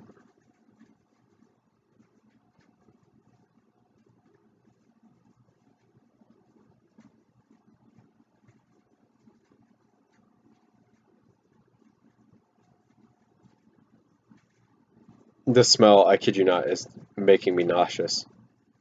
Like that, it smells that bad.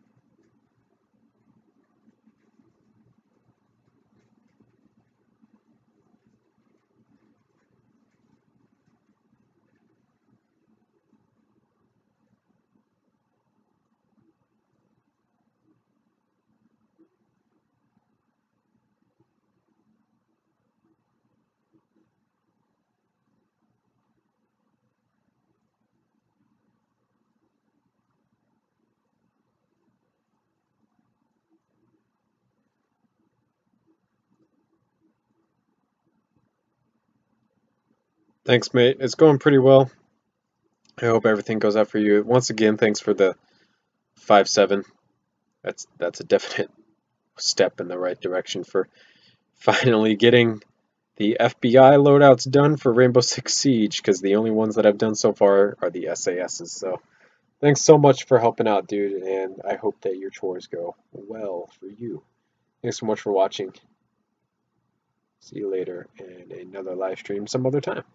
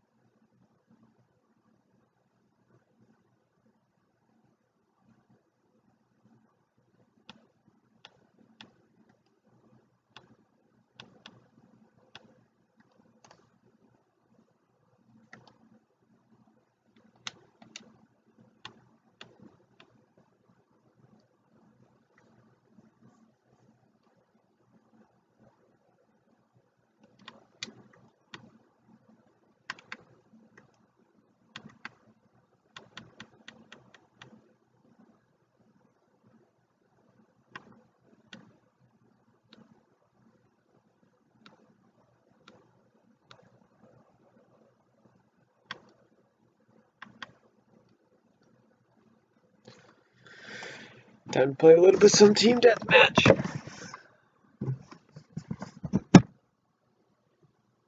Some Black Ops 3 to try to get this triple play.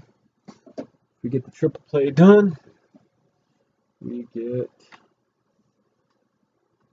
let's check out contracts. 100 games, we gotta win it. What do we get? We got bundle of 10 rare supply drops, 1 weapon bribe, guaranteed melee or ranged weapon.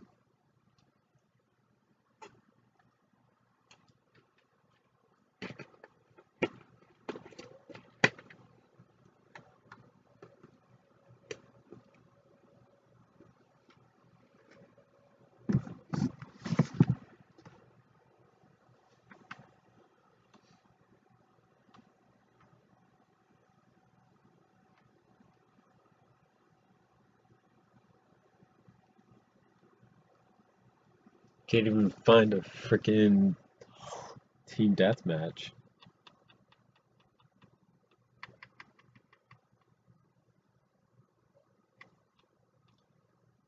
We'll see if we can play a domination game. Yeah, we got a domination game on Fringe. Man, I really didn't like Fringe.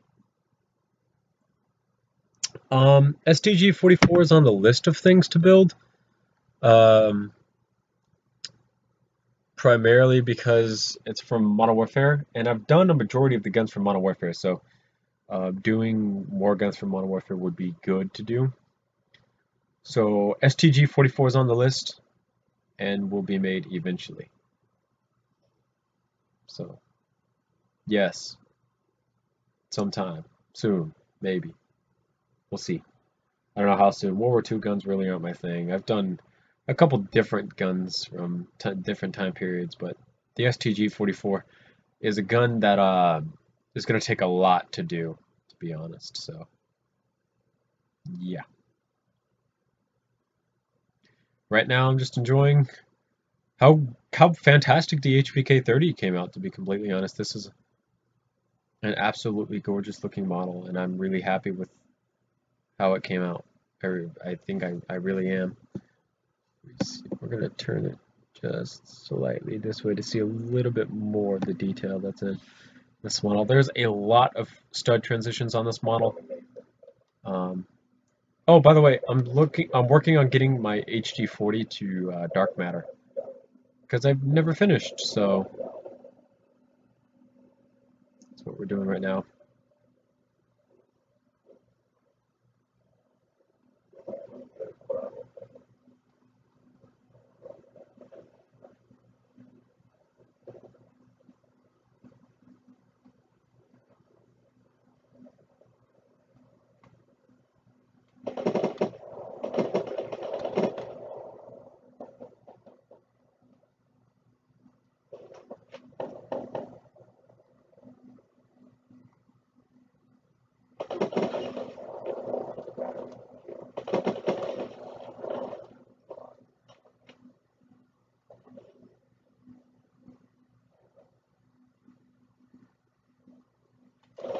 Oh, well, I got owned for corner camping like a fucking scrub. I'm 4-1. I got 2 headshots in this game. I don't really care about the score as of this point in time so much as I just get headshots. Like, my kill death ratio doesn't matter to me anymore. It didn't really matter to me in the first place. I never particularly cared for kill death ratios in any of the Call of Duty games that I've ever played, as long as it's above 1. A 1 has always been my primary concern.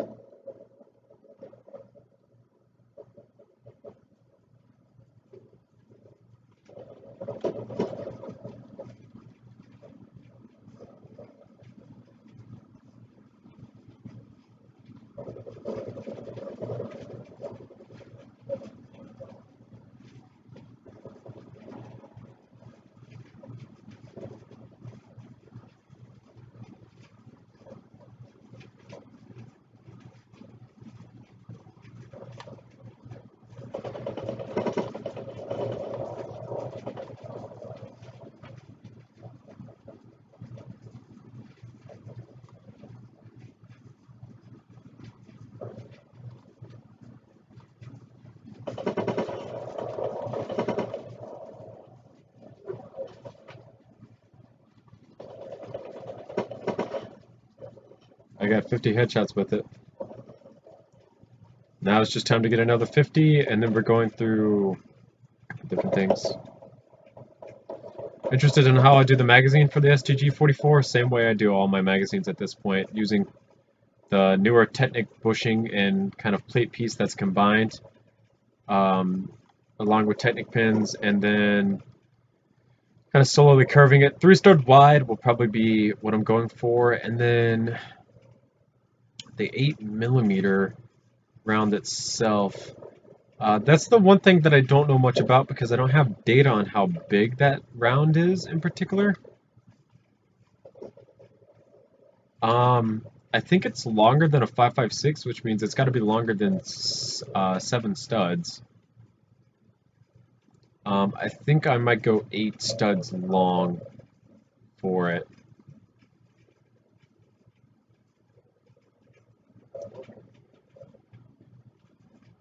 I'm not entirely sure.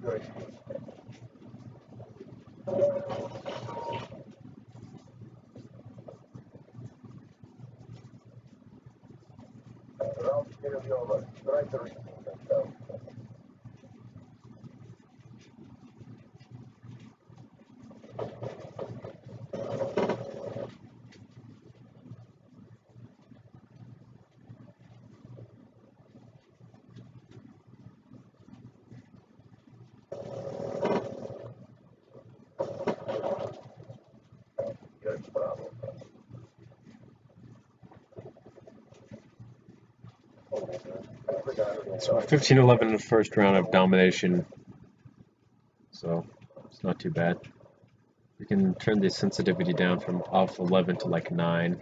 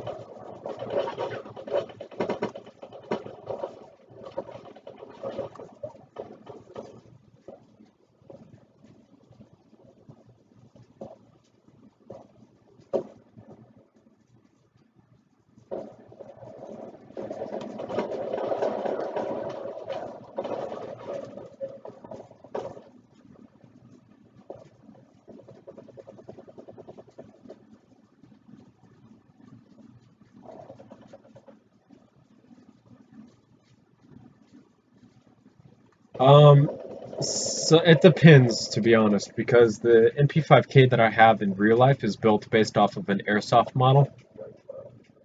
Most of the time it's based just off of pictures. And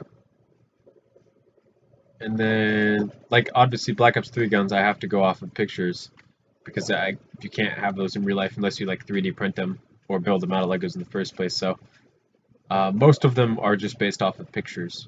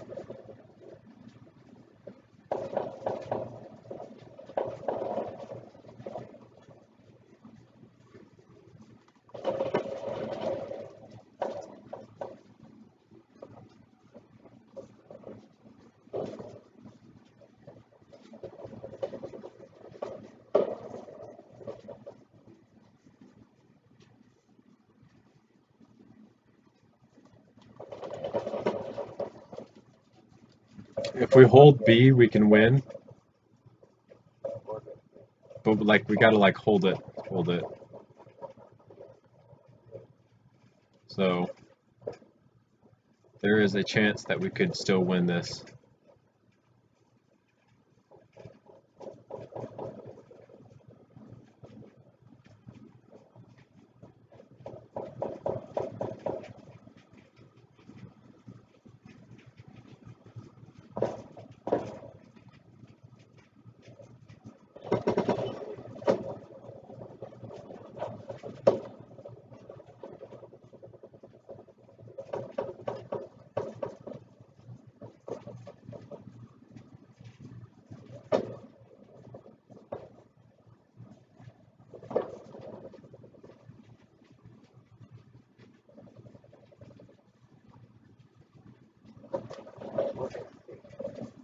Oh shit, we're losing C. Oh, we're gonna lose C.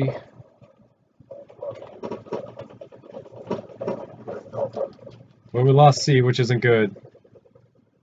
Because that means they're getting the double points and we're not. So if we don't get C or A, we lost.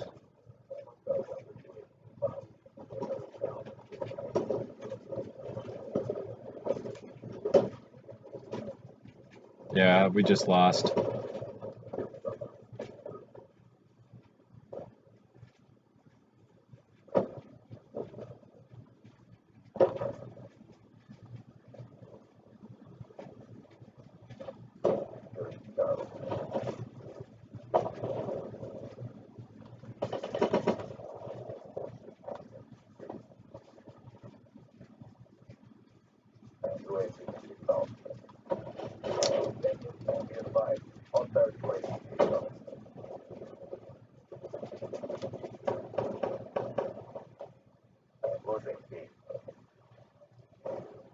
We won. We won by 1 point, I kid you not.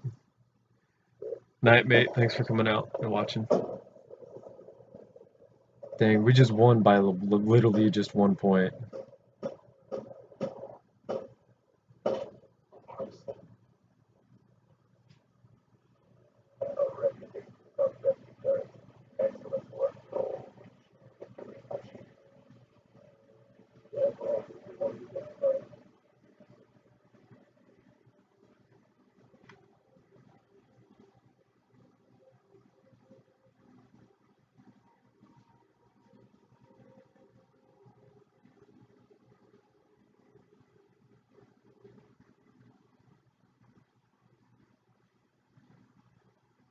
30 and 27 in our first game, which is positive, and that's all that I want. So we good.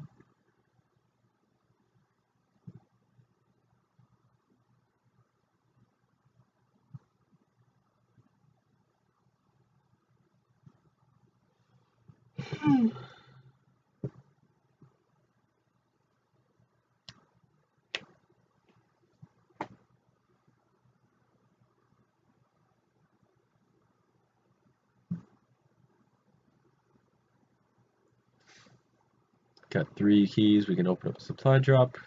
50 headshots that match. Got 8. I counted. Black market. We're gonna do the daily double, so we're saving up to 45 for the daily double.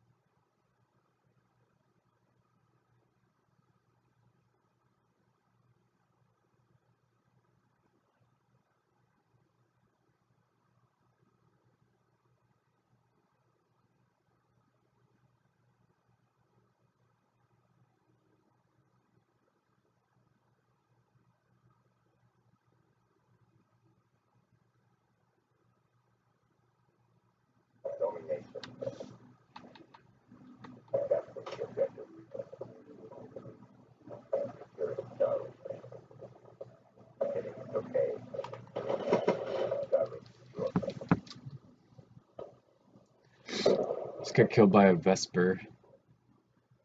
Like, who even uses a Vesper still?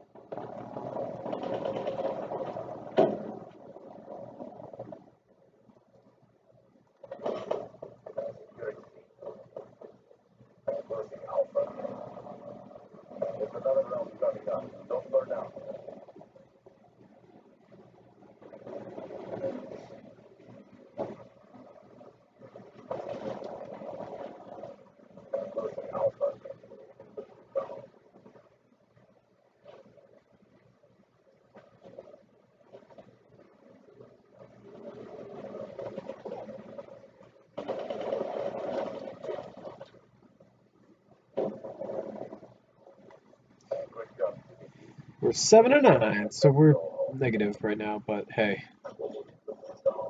We were able to defend B pretty well that round, so we're winning so far. We got a pretty big lead. It's 100 to 48.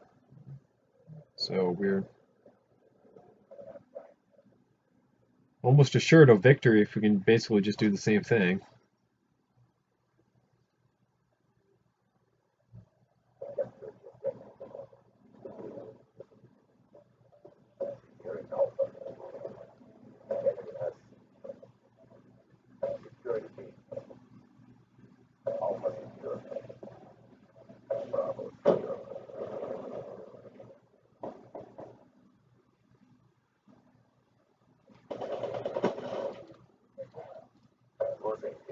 So I went to B, captured it, and then the guy who was there defending with me just left. So we just lost B.